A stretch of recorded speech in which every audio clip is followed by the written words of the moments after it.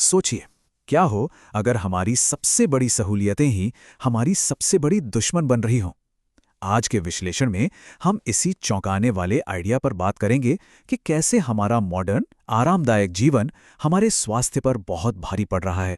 खलील जिब्रान की ये बात कितनी सही लगती है ना?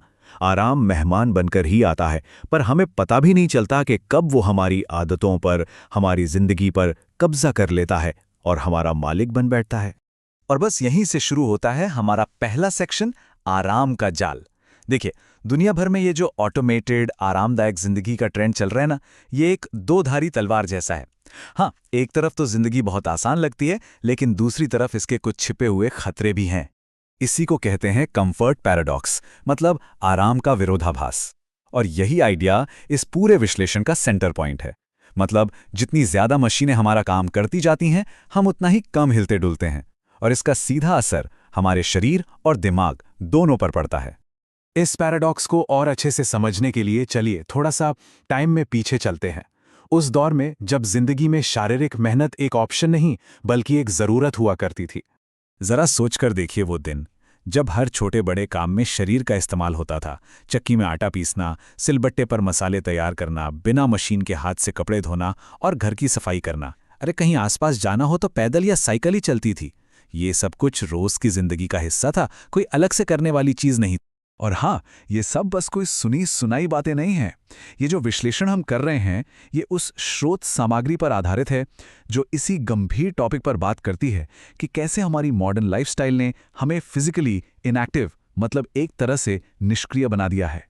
तो उस दौर से सीधा जंप करते हैं आज के दौर में, जिसे हम कह सकते हैं आधुनिक ठहराव। ये वो दौर है जहां टेक्नोलॉजी ने हमारी जिंदगी से मेहनत और गति को लगभग छीन ही लिया है। ये स्लाइड तो एकदम साफ साफ दिखा रही है कि क्या बदला है। पहले फिजिकल काम हमारी दिनचर्या में शामिल था। आज हमने अपना सारा काम मशीनों के हवाले कर दिया है, जिससे हमें एक जगह बैठे रहने की कह सकते हैं सहूलियत मिल गई है। और आज के काम, अरे वो तो बिल्कुल अलग कहानी है। एक बटन दबाया और मिक्सर ने मसाले पीस दिए, वॉशिंग मशीन ने कपड़े धो दिए। जरा सी दूरी पर भी जाना हो तो हम गाड़ी उठा लेते हैं। सच तो यह है कि हमने मेहनत को अपनी जिंदगी से बाहर का रास्ता दिखा दिया है।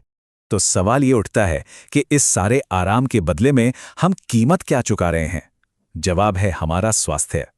चलिए अगले सेक्शन में जरा गहराई से देखते हैं कि ये ठहराव हमें कैसे बीमार कर रहा है।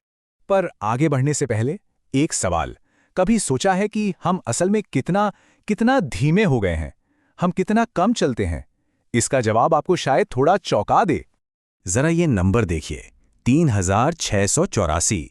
वर्ल्ड हेल्थ ऑर्गेनाइजेशन यानी WHO की एक स्टडी के मुताबिक भारत में महिलाएं एक दिन में औसतन इतने ही कदम चलती हैं, सिर्फ 3684। और ये स्लाइड तो पूरी कहानी बयां कर देती है। एक तरफ है हकीकत, यानी 3684 कदम, और दूसरी तरफ है वो जो WHO कहता है कि स्वस्थ रहने के लिए चलना चाहिए, पूरे 10,000 कदम। ये गैप, ये फासला बहुत बड़ा और वाकई चिंता की बात है। तो फिर इसका नतीजा क्या निकल रहा है? स्रोत के मुताबिक डायबिटीज, मोटापा, थायराइड, एसिडिटी और गॉल ब्लैडर की परेशानियां, ये सब लाइफस्टाइल से जुड़ी बीमारियां अब आम हो चुकी हैं। और तो और शारीरिक निष्क्रियता की वजह से तनाव और सुस्ती भी बढ़ती जा रही है। लेकिन यहां बात सिर्फ डराने की नहीं है, बल्कि रास्ता खोजने की है। तो चलिए अपने आखिरी सेक्शन की तरफ बढ़ते हैं और देखते हैं कि हम अपनी इस खोई हुई रफ्तार को वापस कैसे पा सकते हैं।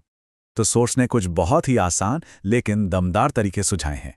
पहला, इस बात का ध्यान रखें कि हम कितनी कैलोरी खा रहे हैं और कितनी खर्च कर रहे हैं। दूसरा, छोटी छोटी दूरियों के लिए गाड़ी की जगह पैदल चलें या साइकिल चलाएं। तीसरा, प्रोसेस्ड फूड की जगह अपनी जीवन शैली के हिसाब से खाना खाएं। चौथा, अपने रूटीन में जानबूझकर एक्सरसाइज के लिए वक्त निकालें। और आखिर में आसन और प्राणायाम को अपनाएं, जो शरीर और मन दोनों के लिए बहुत फायदेमंद हैं। और आखिर में चार्ल्स डिकिंस की ये बात क्या खूब कही है, ये मामला सिर्फ शरीर का नहीं है, बहुत ज्यादा आराम हमारे दिमाग को भी सुस्त और बीमार बना देता है। तो ये विश्लेषण हमें एक बहुत ही ज़रूरी सवाल के साथ छोड़ जाता है, जिस पर सोचना बहुत ज़रूरी है। ये जो हमारा आराम है, क्या ये वाकई हमारा एक मददगार सेवक है, या फिर ये चुपके से एक हानिकारक मालिक बन चुका है?